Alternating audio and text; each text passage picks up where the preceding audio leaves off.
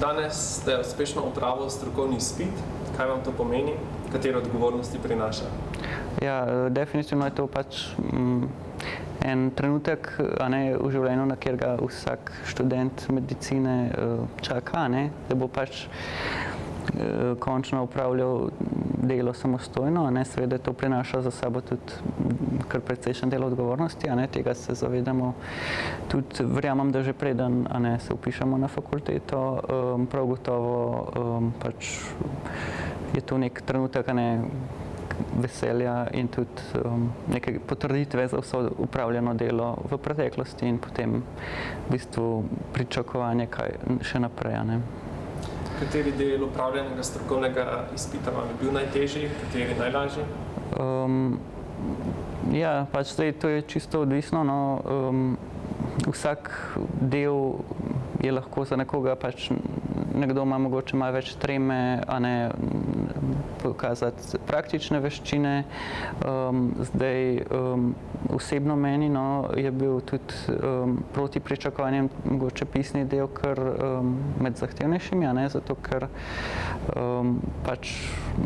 so neke specifike, na katere se je potrebno pripraviti in potem se tam odločati med včasih kar precej podobnimi odgovori, tako da drugače pa se mi zdi, da z voljo in z nekim trudom se da vse.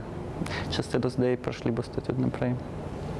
Mogoče še kakšen nasvet bodočim kandidatkam, kandidatom? Ja, naj vas ne bo strah, saj vsak izpit je seveda stresan in to, ampak dajte res zaupati v svoje znanje, če ste do sem prišli, boste zagotovo tudi opravili ta izpit.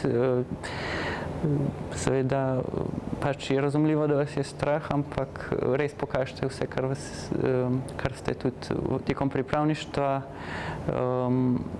izvajali in predvsem si dajte predstavljati, kakor da ste res v bistvu pred pacientom, da ste v trenutni situaciji, to bo potem zmanjšalo tudi tisto v bistvu neko bariero med tem. Še zadnje vprašanje, koliko časa ste se pripravljali na opravljanje strokovnega izpita? Zdaj, takoj sem si že od začetka pripravništva bral po kompendiju, po posameznih sklopih, kakor smo jih imeli na naših teh delovnih mestih, če tako rečem. Potem intenzivno, bolj pa mogoče zadnji mesec pred izpitom, sploh zapisni del tudi, pa potem tudi to priporočam obisk teh ponavljalnih vaj, če jih bodo organizirali, zelo strukturirano, potem pa v bistvu praktično podobno, kar se bo potem dogajalo na tem OSCE postaji.